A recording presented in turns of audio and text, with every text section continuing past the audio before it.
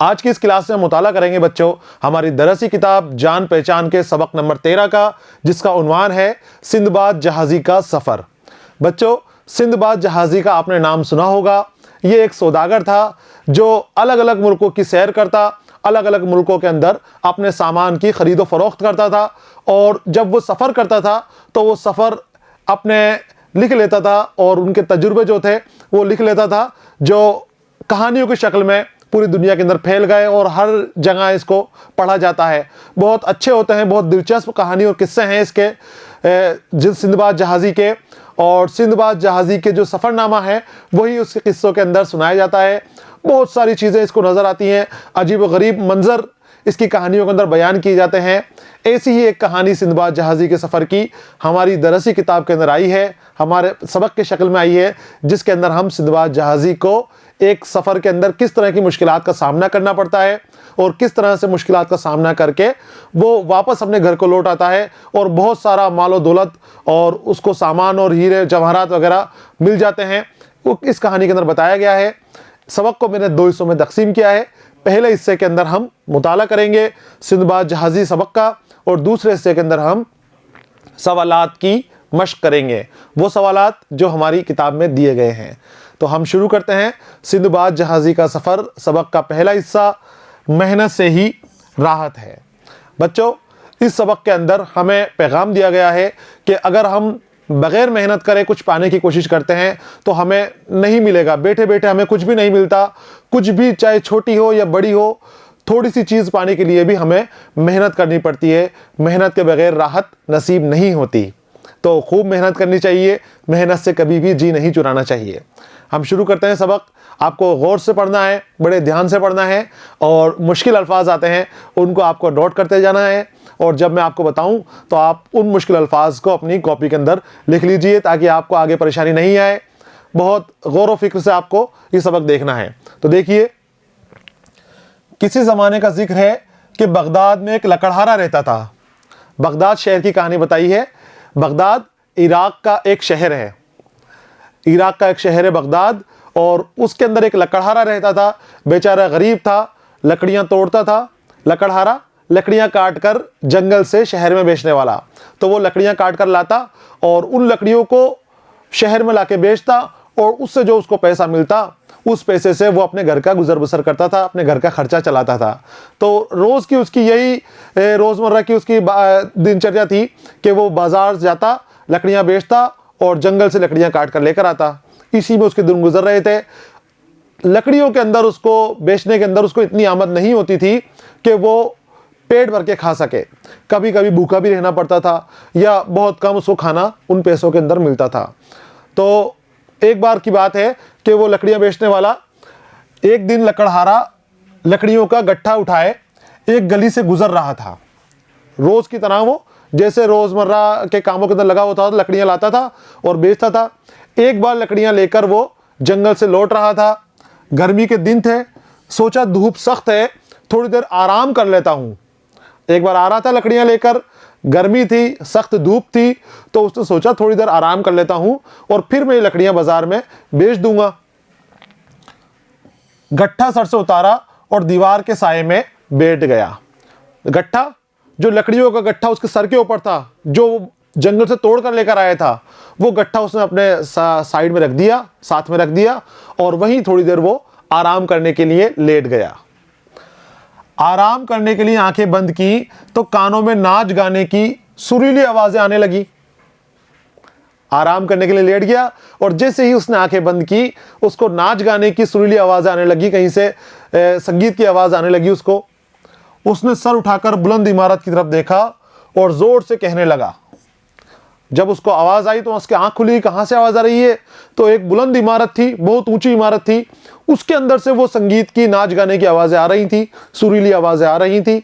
उसने आवाजें सुनी और खुदा की तरफ तेज आवाज में बोलते हुए कहा, ए खुदा। अब ये अपने रब से मुखातिब है, खुदा से मुखातिब है। ए खुदा, ये कहाँ का इंसाफ है? मैं सुबह से शाम तक मेहनत करता हूं, फिर भी पेट भर रोटी नहीं मिलती। और ये अमीर है कि दिन भर आराम करता है और रोजाना हजारों रुपये खर्च करता है। अपने रब से फरियाद कर रहा है कि ए रब, ए खुदा, ये कैसा इंसाफ है? मैं दिन भर मेहनत करता हूँ, लकड़ियाँ लाता हूँ, काटता हूँ मेहनत से और उसको बाजार में बेचता हूँ, तब जाके मुझे 2 वक्त की रोटी नसीब होती है। इतनी मुश्किल से मुझे 2 वक्त की रोटी मिलती है। और एक ही अमीर है जो नाच गाने में मसरूफ़ है, सुरीली आवाज़ें इसके घर से आ रही हैं और इसको तूने इतना दे रखा है कि दुनिया की फिक्र नहीं है, इसको नाच गाने में लगा हुआ है। तो ये आवाज़ जब उसने निदा दी खुदा को, तो खुदा ने तो नहीं सुनी, जो पास में जो अमीर का घर था वो अमीर ने सुन ली इसकी इस बात को। वो ये कह ही रहा था कि एक नौकर फाटक से बाहर निकला और लकड़हारे से कहने लगा, चलो तुम्हें हमारे सरकार सिंदबाद ने बुलाया है। वो खुदा से इल्तिजा कर ही रहा था, रब से दरियाफ्त कर रहा था कि ये क्या माजरा है, ऐसा क्यों होता है कि मैं दिन भर मेहनत करता हूं तो मुझे कुछ भी नहीं, और इस अमीर को तूने सब कुछ दे रखा है, हर चीज़ से नवाज रखा है। जब उसने अपने रब को फरियाद की तो उस सिंदबाद जहाज़ी ने भी सुन ली इसकी बात, जो अंदर बैठा हुआ था। उसने फ़ौरन अपने नौकर को भिजाया कि जाओ, ये कौन बोल रहा है बाहर, ये कैसी बातें कर रहा है, कौन, इसको लेकर आओ, बुला कर लाओ अंदर। अंदर नौकर गया बाहर से, और बाहर आकर लकड़हारे से कहता है कि चलो अंदर, तुम्हें हमारे मालिक सिंदबाद जहाज़ी ने बुलाया है। लकड़हारा घबराया हुआ नौकर के पीछे चल पड़ा। लकड़हारा घबराया, क्यों घबराया? क्योंकि उसने सोचा पता नहीं क्या माजरा है, मुझे क्यों अंदर बुलाया जा रहा है। जब महल में दाखिल हुआ तो देखता क्या है, दस्तरखान बिछा हुआ है। अब वो लकड़हारा गरीब महल में दाखिल हुआ, अंदर गया तो उसने देखा कि महल के अंदर आंगन में, दलान में दस्तरखान बिछा हुआ है और बहुत से लोग बैठे हुए हैं। दस्तरखान बिछा हुआ है, लोग बैठे हुए हैं, उनके सामने तरह तरह के लजीज खाने रखे हुए हैं।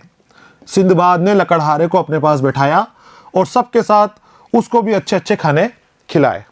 उसने अपने पास बुला लिया कि बैठो यहाँ पर, और सब खाना खा रहे हैं। उसने उसको भी अच्छे अच्छे खाने खिलाए, लजीज खाने उनके दस्तरखान के ऊपर रखे हुए थे। काफ़ी अमीर था सिंदबाद जहाज़ी।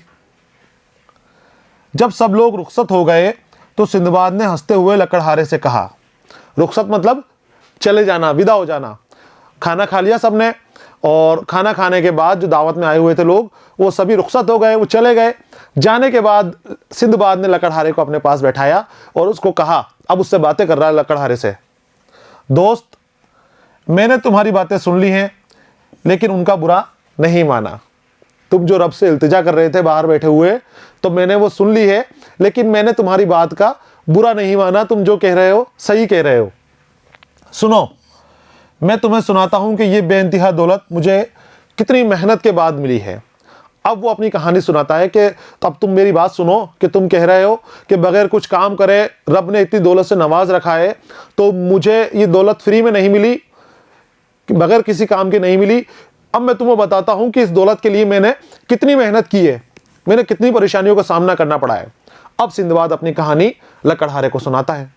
वो कह रहा है कि बचपन से मुझे दुनिया की सैर व सयाहत और तिजारत का बहुत शौक था। सैर व सयाहत, घूमना फिरना, सैर सपाटा। तो ये कह रहा है कि मुझे बचपन से ही घूमने फिरने का शौक था, सैर व सयाहत का मुझे बहुत बड़ा शौकीन था मैं। जब मैं बड़ा हुआ तो मैंने बहुत सा सामान ख़रीदा और सौदागरों के एक जहाज़ पर सवार हो गया। उसको घूमने फिरने का शौक था, तो उसने ऐसा काम चुना कि जिस काम के अंदर अलग अलग जगहों के ऊपर घूम सके। तो जब बड़ा हुआ तो उसने सामान खरीद लिया और सौदागरी का पेशा इख्तियार कर लिया। यहाँ से वहाँ सौदागरों के साथ घूमता और अपना सामान बेचता, और सामान बेचने के अंदर उसको मुनाफा भी खूब अच्छा होता। हम बहुत दिनों तक समुंदर में सफ़र करते रहे और जजीरा जजीरा जाकर अपना माल फ़ायदे से बेचते रहे। जजीरा जजीरा जो पानी के बीच के अंदर जो जगह बनी रहती है, जिसको हम हिंदी में द्वीप कहते हैं और आइलैंड कहते हैं इंग्लिश के अंदर, उसे उर्दू के अंदर जजीरा कहा जाता है। समुद्र के बीच में खाली जगह या रहने की जगह जहाँ होती है, जहाँ जंगल पेड़ पौधे वगैरह उग जाते हैं, उस जगह जजीरे के ऊपर जाते ही है और अलग अलग जज़ाइर पर जाकर अपना सामान लोगों को बेचते, फ़ायदे से बेचते रहते। एक दिन हम एक ऐसे जजीरे में पहुँचे जहाँ आबादी नहीं थी। कहानी सुना रहा है कि हम सामान लेते और अलग अलग जजीरों पर जाकर सामान बेचते, और एक दिन हम ऐसे जजीरे पर पहुंचे जहां पर आबादी नहीं थी, लोग नहीं रहते थे। चारों तरफ जंगल और सब्जा ही सब्जा नजर आता था, सब्जा, हरियाली। चारों तरफ जंगल और सब्जा ही सब्जा था। सब सौदागर जहाज से उतरकर सैर करने लगे। मैं भी एक तरफ चल पड़ा। अब वहां पर कुछ बेचने के लिए तो था नहीं, तो सबने सोचा कि चलो सैर करते हैं, अच्छा जजीरा है, सब्जा लगा हुआ है, यहाँ पर हरियाली लगी हुई है, बहुत अच्छे मंजर हैं यहाँ पर। तो सब उतरकर और सैर करने लगे। ये भी उनके साथ उतर गया, सिंदबाद जहाजी भी, और ये भी सैर करने लग गया। ठंडी ठंडी हवा के झोंकों से नींद आने लगी। जब इस सैर के लिए निकला तो ये चलता चला गया और जजीरे के ऊपर ठंडी हवा चल रही थी, बहुत दिलकश हवा चल रही थी, इसको नींद आने लगी। ये कह रहा है कि मैं सब्जा पर लेट गया और लेटते ही आंख लग गई। नींद आ रही थी तो ये थोड़ा आराम के लिए लेटा और लेटते ही आंख लग गई। मालूम नहीं कब तक सोता रहा, बहुत वक्त तक ये वहां पर सोता रहा। जब आंख खुली तो घबराकर साहिल की तरफ दौड़ा। साहिल यानी किनारा, उस जजीरे का किनारा जिस जजीरे के ऊपर ये ठहरे हुए थे। जब आंख खुली तो ये साहिल की तरफ दौड़ा और वहां जाके देखा तो जहाज तो था ही नहीं। ये पता नहीं कितनी देर तक सोता रहा। तो इसके जो साथी सौदागर थे सिंदबाद जहाजी के, वो सब जहाज लेकर वहां से चले गए थे, लेकिन वहां जहाज मौजूद ना था। मुझे इस जजीरे में छोड़कर जहाज जा चुका था। यहां तक बच्चों इसकी कहानी हुई कि लकड़हारे को कहानी सुना रहा है सिंदबाद जहाजी, और वो कह रहा है कि मैं अलग अलग जजीरे पर सामान बेचने जाता था, और एक बार हम एक जजीरे पर गए और उस जजीरे के ऊपर अच्छी हवा चल रही थी, तो घूमते घूमते मुझे नींद आ गई, मैं सो गया और पता नहीं कितनी देर तक सोता रहा। जब मैं उठा तो मैंने देखा कि जहाज जा चुका है और मुझे यहीं छोड़ दिया। मेरे साथी सारे जा चुके थे। अब ये परेशान हो गया, हैरान हो रहा है। इस जजीरे में अब मैं अकेला रह गया था। इधर उधर देखा तो एक सफेद गुंबद नजर आया। जब इसने इधर उधर देखा तो कुछ भी नहीं दिख रहा देखने के लिए, सुनसान जजीरा था, आबादी बिल्कुल थी नहीं, अकेला ये खुद ही रह गया। तो इसने दूर से देखा तो एक गुंबद नजर आया, इसको सफेद गुंबद नजर आया।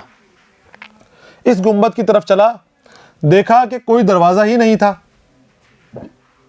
उस गुंबद के ऊपर चला गया, उस गुंबद के पास, लेकिन उसके ऊपर कोई दरवाजा नहीं था। दरअसल बच्चों वो एक अंडा था। रुख परिंदा होता है जो बहुत बड़ा होता है और उसका अंडा भी बहुत बड़ा होता है। तो कहानियों के अंदर इसने सिंदबाद ने उस परिंदे के बारे में सुन रखा था। तो वो रुख परिंदे का अंडा था और वो इतना बड़ा अंडा था कि एक मकान के जैसा लग रहा था। तो पास गया तो उसने सोचा कि दरवाजा होगा गुंबद के अंदर जाने का, लेकिन चूंकि वो अंडा था तो उसमें दरवाजा नहीं था। इतनी देर में इसको वो परिंदा भी आता हुआ नजर आ गया, रुख परिंदा। थोड़ी देर बाद क्या देखता हूं कि एक बड़ा सा अब्र का टुकड़ा आया और उस गुंबद पर बैठ गया। अब्र यानी बादल।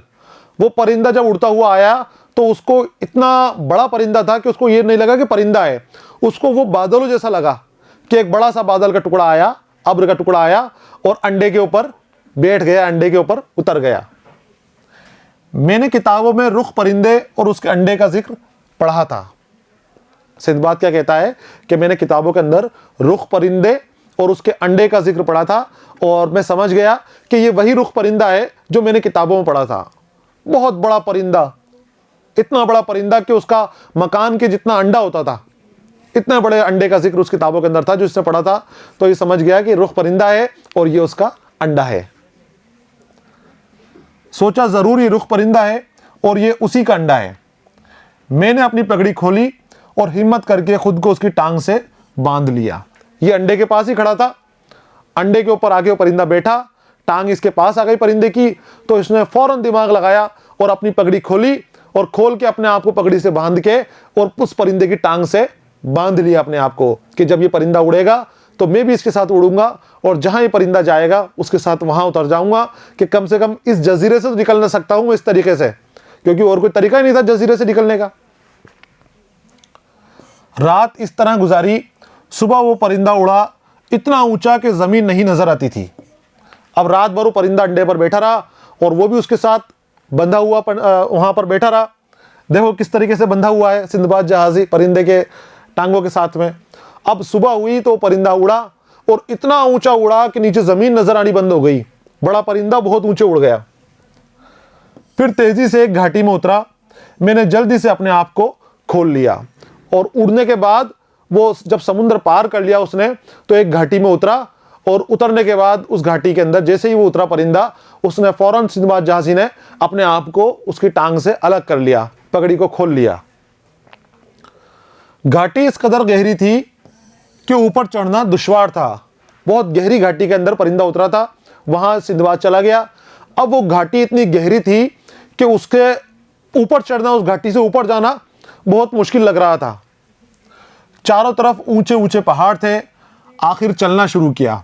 ऊंचे ऊंचे पहाड़ थे तो वो पैदल चलने लग गए। अब रास्ते में बहुत से जवाहरात पड़े हुए नजर आए। जब वो घाटी में चल रहा था तो बहुत कीमती हीरे और जवाहर उसको वहां नजर आए, जवाहरात नजर आए।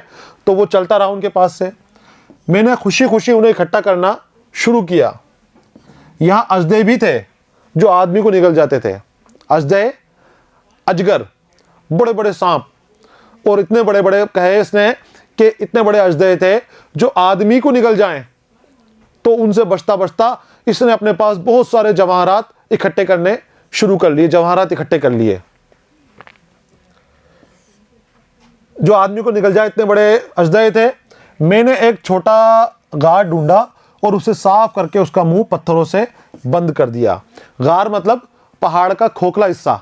पहाड़ियों के अंदर, घाटियों के अंदर पत्थरों का एक हिस्सा होता है जिसके अंदर आदमी रह सकता है, जा सकता है। अंदर गुफा बनी हुई होती है। तो इसने गार को साफ किया पहाड़ के अंदर, और उस गार के अंदर जाकर ये लेट गया। उस गार का मुंह बंद कर दिया और अंदर इसने, रात हो गई थी क्योंकि रात का इंतजाम कर लिया, रात को सोने का इंतजाम कर लिया। सुबह हुई, फिर ये गार से बाहर निकला। पत्थरों से उसका मुंह बंद कर दिया ताकि कोई दूसरा जंगली जानवर उस गार में नहीं घुसे, और रात भर इसमें पनाह ली। जब सुबह हुई तो गार से बाहर आया। भूख के मारे बुरी हालत थी। सुबह हुई, रात भर उसमें गार में हिफाजत से बैठा रहा, लेटा रहा। सुबह हुई तो ये गार से बाहर आया। बहुत भूख लग रही थी, 2 दिन से भूखा था, वो भूखा प्यासा था। तो दरख्तों के फल तोड़े और तोड़ तोड़ कर उन्हें खाए और चश्मे का पानी पिया। चश्मा था पानी का, उस पानी के चश्मे से पानी पिया और दरख्तों से फल तोड़ तोड़ कर इसने अपना पेट भर लिया, खा लिए। जब जरा जान में जान आई तो चश्मे के किनारे बैठ गया। जान में जान आना, ये मुहावरा दिया यहां पर। सुकून आना, इत्मीनान आना, तसल्ली हो जाना। भूखा था, भूख के मारे उसकी हालत खराब हो रही थी, प्यास की बहुत ज्यादा शिद्दत थी उसको। तो जब उसने पानी पी लिया, चश्मे से पानी मिल गया उसे और दरख्तों से उसे फल मिल गए, तो फल और पानी पीने के बाद उसको सुकून मिला, उसकी जान में जान आई। तो चश्मे के किनारे आकर फिर वो बैठ गया, उस जगह पर बैठ गया। देखता क्यों हूं कि पहाड़ों पर से गोश्त के बड़े बड़े टुकड़े गिर रहे हैं और उन गोश्त के टुकड़ों को परिंदे उठा उठाकर घोंसलों में ले जा रहे हैं। जब वो खाना वगैरह खा के और चश्मे के किनारे बैठ गया, आराम कर रहा था फिर से बैठकर, तो वो देखा कि ऊपर पहाड़ की घाटी में था ये, ऊपर पहाड़ों के किनारे से बड़े बड़े गोश्त के टुकड़े नीचे आकर गिर रहे हैं और परिंदे उन गोश्त के टुकड़ों को उठाते और अपने घोंसलों के अंदर ले जाते थे। मैंने देखा कि उनके साथ जमीन पर बिखरे हुए जवाहरात चिमटे हुए हैं। बड़े बड़े गोश्त के टुकड़े नीचे आते और परिंदे लेकर जा रहे थे, तो उसने देखा कि उसके साथ जवाहरात चिपके हुए थे। इतने में पहाड़ों पर इंसानों का शोरगुल सुनाई देने लगा और मैं समझ गया कि इन लोगों ने जवाहरात हासिल करने के लिए यह तरीका इख्तियार किया है। घाटी बहुत गहरी थी, उसमें खूब जवाहरात थे, लेकिन उन जवाहरात को कोई हासिल नहीं कर सकता था। अजदे भी थे और इतने नीचे कोई इंसान आ नहीं सकता था। तो उन लोगों ने, जो ऊपर लोग खड़े हुए थे, उन लोगों ने तरकीब निकाली कि बड़े बड़े गोश्त के टुकड़े लिए और उनको खाई में नीचे फेंक देते थे, घाटी में फेंक देते थे। जब वो फेंकते तो गोश्त के टुकड़ों के ऊपर जवाहरात चिपक जाते थे। ऊपर से लुढ़कते हुए आते थे तो जवाहरात उनके साथ चिपक जाते और परिंदा जैसे ही उसको उठा के अपने घोंसले में लाता तो वो शख्स उस परिंदे के घोंसले से जाकर उस गोश्त के टुकड़े से जवाहरात अलग कर लेते। इस तरह से उन्होंने जवाहरात हासिल करने की तरकीब लगा ली थी। तो ये समझ गया यहां पर सिंदबाद कि इस तरह से मैं ऊपर जा सकता हूं। मुझे एक तदबीर सूझी। तदबीर यानी तरकीब। सिंदबाद ने कहा कि मुझे एक तरकीब सूझी। मैंने बहुत से जवाहरात इकट्ठा किए और एक गोश्त के टुकड़े को अपनी पीठ पर बांधकर लेट गया। इसको तरकीब सूझी। इसने पहले तो अपने पास बहुत सारे जवाहरात इकट्ठे कर लिए, अपनी सारी जेबों में, कपड़ों में जितने भर सकता था उतने जवाहरात भर लिए और एक गोश्त का बड़ा टुकड़ा लिया और उसे अपनी पीठ के ऊपर बांध दिया और वहां पर लेट गया उल्टा। कुछ देर बाद एक बड़ा परिंदा गोश्त के लालच में मेरी तरफ बढ़ा और गोश्त के उस बड़े टुकड़े को जिसमें मैंने खुद को बांध रखा था लेकर उड़ा, पंजों में पकड़ लिया और ले उड़ा। जब मैं नीचे गिरा तो लोग दौड़कर मेरे पास आए, लेकिन मुझे देखा तो बहुत मायूस हुए। उसने क्या तरकीब निकाली सिंदबाद ने घाटी से ऊपर जाने के लिए? एक बड़ा सा गोश्त का टुकड़ा लिया और उसे अपनी कमर पे बांध लिया और वहां उल्टा लेट गया। फिर एक बड़ा परिंदा आया और जिसने गोश्त देखा रखा हुआ तो उसने गोश्त पकड़ के पंजों में और अपने अपने घोंसले की तरफ बढ़ा। तो सिंदबाद उसके अंदर बंधा था नीचे गोश्त के अंदर, वो भी परिंदे के पंजे के साथ ऊपर चला गया। ऊपर चला गया तो वो लोग जो गोश्त फेंक रहे थे वो सोचे कि फिर से हमारे लिए गोश्त आया है और उसके अंदर लगे हुए हीरे जवाहरात हैं, वो हम हासिल कर लेंगे। लोग भागते भागते उसके पास गए तो देखा कि वहां पर तो सिंदबाद था। तो लोग बहुत मायूस हुए कि ये तो हीरे जवाहरात नहीं आए, तो शख्स आया है। तो उनको लगा कि उनका आना फिजूल गया, लेकिन सिंदबाद ने उनको कहा कि तुम मायूस मत हो, मैं बहुत सारे जवाहरात लाया हूं, तुम्हें भी इसके अंदर से मैं हिस्सा दूंगा। मैंने उनसे कहा कि आप रंज ना करें, मैं बहुत से जवाहरात अपने साथ बांध कर लाया हूं। उन्होंने मेरी कहानी सुनी तो हैरान रह गए और अपने साथ जहाज में बैठा लिया। सारी कहानी उनको बताई सिंदबाद ने कि ऐसे ऐसे मैं सो गया था और वहां से मैं बड़ी मुश्किल से निकला हूं, यहाँ घाटी में आया मैं परिंदे के साथ और यहाँ से ऊपर बड़ी मुश्किल से चढ़ा हूं। तो उन्होंने उसकी कहानी सुनी और बहुत ताज्जुब किया और उसको अपने साथ जहाज पर बैठाकर शहर की तरफ आ गए। कुछ दिनों के समुद्री सफर के बाद मैं अपने वतन पहुंच गया और आराम से जिंदगी गुजारने लगा। बहुत सारे हीरे जवाहरात आ गए थे, अमीर हो गया था बहुत, जितना धन उनको मिल गया था कि वो पूरी जिंदगी उसको गुजार सकता था, उसको खा सकता था। और वो सफ़र करके लोगों के साथ जहाज़ के ऊपर सफ़र करके कई दिन अपने शहर आ गया। मकान वगैरह अच्छे बना लिए उसने, अच्छी इमारत बना ली और उसके अंदर वो सुकून से रहने लगा। अपने सफ़र का हाल बयान करके सिंदबाद ने लकड़हारे को रुपयों से भरी हुई एक थैली दी। अपने सफ़र का हाल बयान किया और दरिया दिल था, फराख दिल था सिंदबाद का। 1 रुपयों की थैली इसने लकड़हारे को दी और साथ में उसको क्या कहा कि मेहनत के बगैर इंसान को राहत नसीब नहीं होती। लकड़हारे को थैली दे दी पैसे की और साथ में ये भी कहा कि मेहनत करो, मेहनत के बगैर राहत नहीं मिलती। तुम ये सोचो कि खुदा हमें बगैर मेहनत करे दे दे, तो खुदा भी हमें मेहनत करे बगैर नहीं देता, मेहनत करनी ही पड़ती है और तभी राहत नसीब होती है। तो ये थी बच्चों हमारी कहानी सिंदबाद जहाज़ी का सफ़र। इसके अंदर सिंदबाद जहाज़ी का हमने सफ़रनामा देखा। रुख परिंदा कितना बड़ा परिंदा था जो इस कहानी में हमें देखने को मिला, इतना बड़ा अंडा था, उस परिंदे की टांग से बंधकर सिंदबाद जहाज़ी अपनी मंजिल तक पहुंच गया। बच्चों सिंदबाद जहाज़ी के और भी कई किस्से हैं जो आप अपने वालिद वालिदा से सुनोगे या नाना नानी से कहोगे तो वो आपको ज़रूर सुनाएंगे, दादा दादी आपको ज़रूर सुनाएंगे। और कहानी आपको कहीं से ही मिले अपनी कॉपी के अंदर आपको नोट करना है। यहाँ पर ये हमारी सबक मुकम्मल हो गया है। इस सबक से हमें पैगाम मिला है कि हमेशा मेहनत करने की कोशिश करते रहना चाहिए, जुस्तजू करते रहना चाहिए कि हम मेहनती बने, मेहनत के काम करने चाहिए और मेहनत के काम करेंगे बच्चों तो हम तरक्की पा जाएंगे, हमें राहत मिल जाएगी। अगर हम मेहनत नहीं करेंगे तो राहत नसीब नहीं होगी, परेशानियों का सामना करना पड़ेगा। अगले हिस्से के साथ मैं आपके सामने फिर हाजिर रहूँगा, तब तक की इजाज़त दीजिए। पढ़ते रहिए, खुश रहिए, अलविदा।